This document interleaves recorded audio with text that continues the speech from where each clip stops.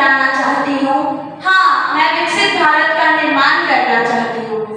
आरक्षण के इस दौर में, जी हाँ, आरक्षण के इस दौर में बेटियों को उनके माँ के गर्भ में भी आरक्षण दिलाना चाहती हूँ।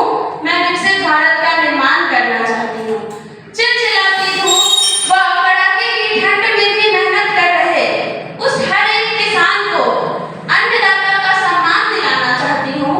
हाँ, मैं विकसित भारत का निर्माण करना चाहती हूँ।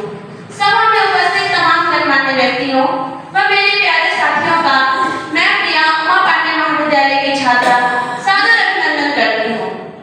जैसा कि हमारा आज का विषय है विकसित भारत इंडिया @2047, महोदय, मैं किसी भी विषय पर बोलने से पूर्व ये बताना चाहूंगी कि ये विषय आया कहाँ से। निश्चित ही हम सभी जानते हैं कि ये विषय हमारे प्रधानमंत्री द्वारा उनके एक भाषण में दिया गया। उन्होंने वहां से अपने 140 करोड़ देशवासियों से ये अभिवादन किया कि वो सब उनके साथ विकसित भारत को बनाने में कदम से कदम मिलाकर अपना योगदान दें। इस विषय को केंद्र में रखते हुए मैं 2 बिंदुओं को स्पष्ट करना चाहूंगी। पहला, कैसा हो विकसित भारत, और दूसरा, कैसे बनाए हम भारत को विकसित। क्योंकि केवल सपने देखने से कुछ नहीं होता, किसी भी सपने को साकार करने के लिए उस पर काम करना आवश्यक है। जैसे ही हम विकसित भारत की कल्पना करते हैं, हम सभी के मन में आता है उसकी इकोनॉमी सबसे अधिक होगी, एक ऐसा भारत जो टेक्नोलॉजी में सबसे आगे होगा।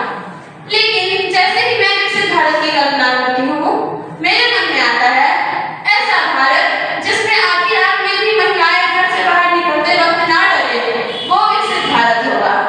जहाँ कोई भी किसान कर्ज तले आत्महत्या ना करे, वो विकसित भारत होगा।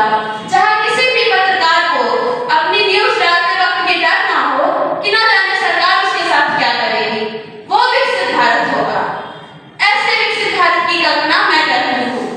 अब प्रश्न ये उठता है कि ऐसा भारत होगा कैसे। निश्चित ही इसके लिए हम सभी को काम करना